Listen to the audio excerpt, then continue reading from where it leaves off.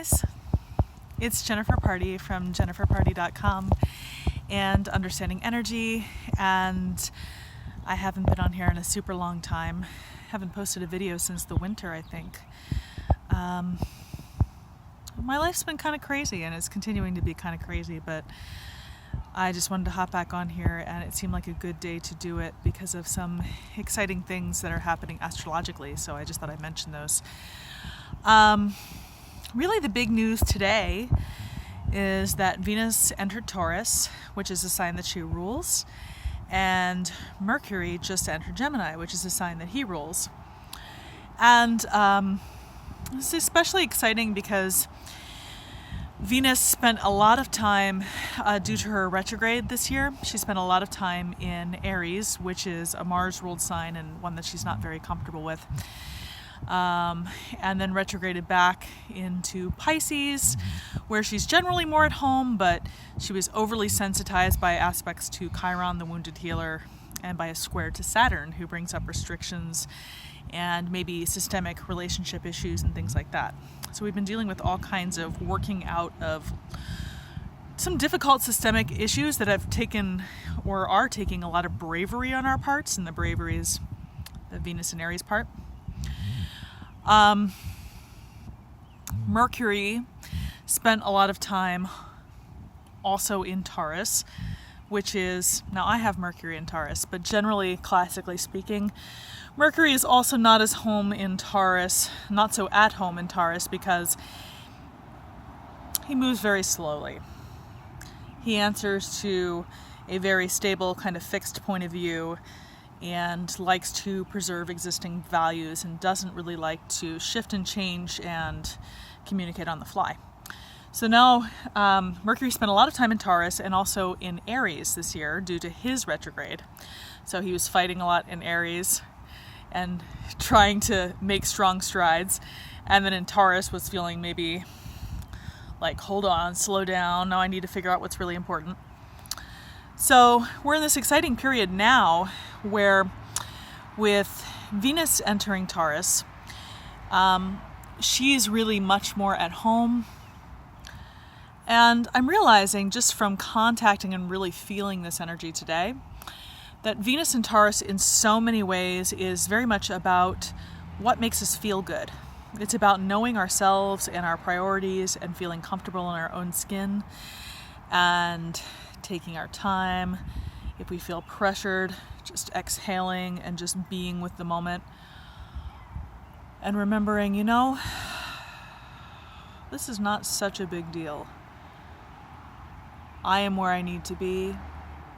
I love myself.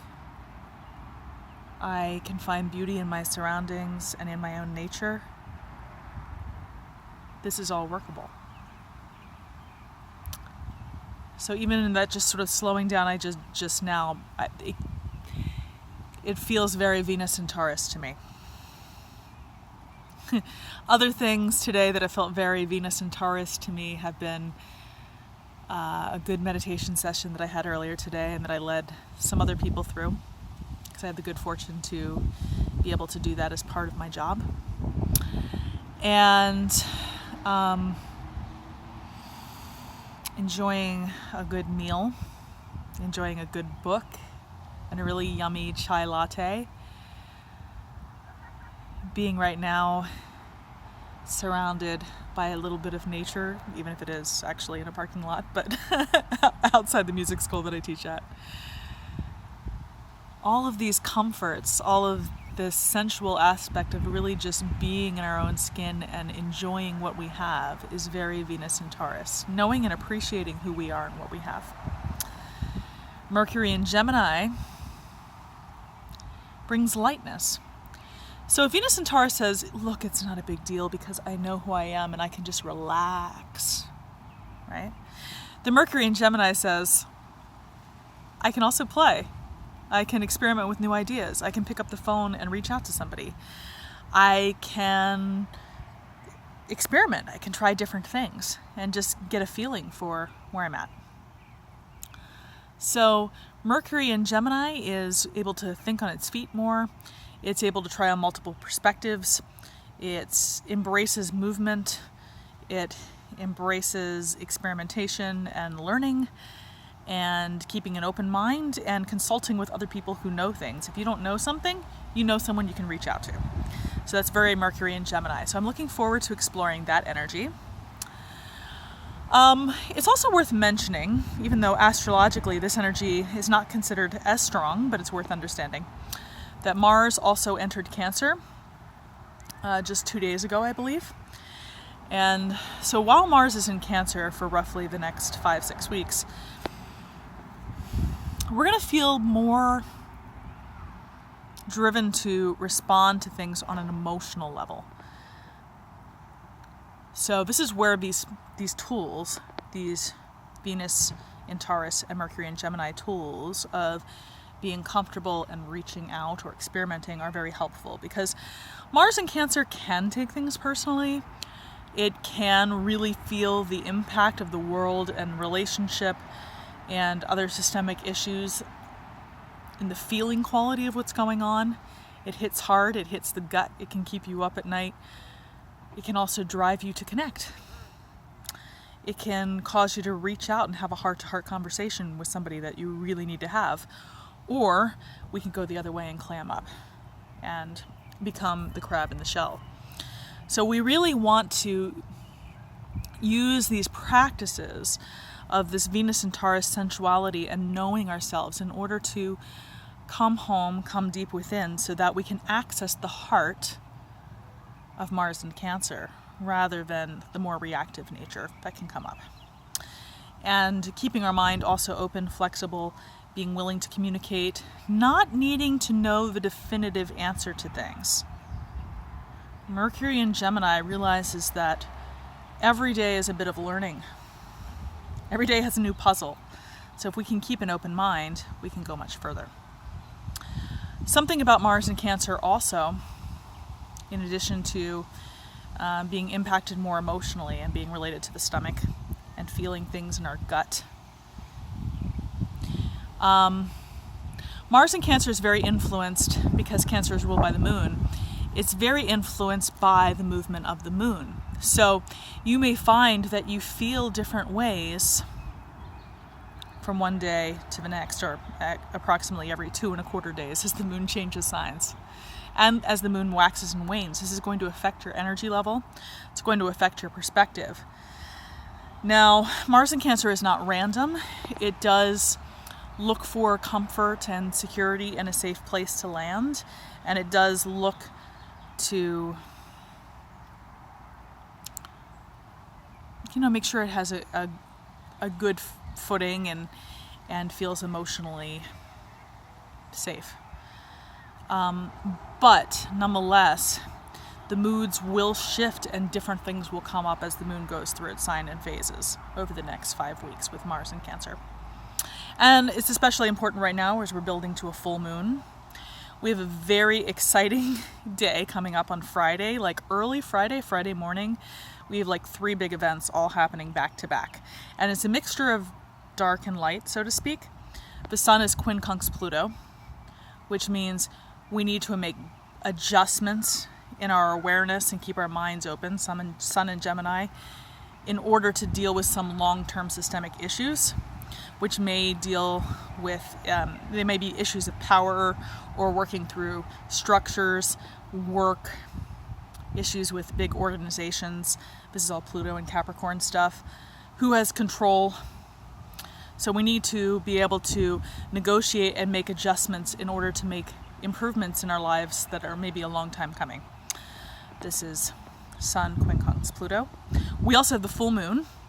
So at the same time, the sun is opposing the moon in Sagittarius, asking us to keep an open mind and see the brighter side of things, see the larger perspective. And then in that same theme, and emotions will run high with the moon, full moon, and Mars in Cancer. And then at the same time, the third thing is that Jupiter stations direct. And Jupiter is the ruler of that full moon in Sagittarius. So Jupiter stationing direct makes us want to reach out and move forward in our collaborations and negotiations with other people. Jupiter is in Libra. It can bring luck in a relationship and it can bring some new opportunities. Or maybe things that we've been kind of like waiting on, we weren't really sure whether to take the leap. That might be a good day to do it. But we'll be working through some sticky systemic issues at the same time, since Jupiter is loosely squaring Pluto and the Sun is quincunx Pluto. So long-term systemic issues, emotions running a bit higher, but some good fortune and opportunities to embrace new beginnings or collaborations with other people, to open our hearts and share our voices and be heard. So remember, as you're working through all of these rich emotions and systemic issues in your life that you've maybe been taking a while to figure out and tackle, and also working with relationship stuff, all of these themes, remember to come back to your body, your felt sense of being home within yourself, within nature, being comfortable, appreciating the moment. Venus and Taurus can help with all of these things. Remember to dance, keep an open mind, invite in new perspectives with Mercury and Gemini. Don't be afraid of getting things wrong, but learn to shift and adapt. Sun's in Gemini, Mercury's in Gemini. We're not meant to be fixed beings staying just in one place. We're meant to be a little bit more like a dragonfly, a butterfly, a bird, and to alight on the wings of our inspiration. So I hope you guys have a wonderful rest of the week, and I hope to check back again soon, maybe with some more like tarot related stuff, or I had some dramatic poetry I really wanted to share with you guys, but I'll follow up with that perhaps at another time. Just wanted to start out with this little astrology piece, and I was feeling inspired today as a Venus in Taurus person myself. I have a Venus return in a few days. So I hope you have a wonderful week. Hope to be back here again soon. If you have any questions or things you want me to talk about in future videos, I don't have the best track record, but I'm happy to consider, and if I can keep engaged, then I will answer, or I'll definitely answer to my best of my ability in the comments. So feel free to leave replies or questions there. All right, I'll talk to you guys later. Hope you have a wonderful week. Good to be back on here. Always enjoy watching all of your tarot and astrology videos and that kind of thing. Love and light to you. Lots of blessings.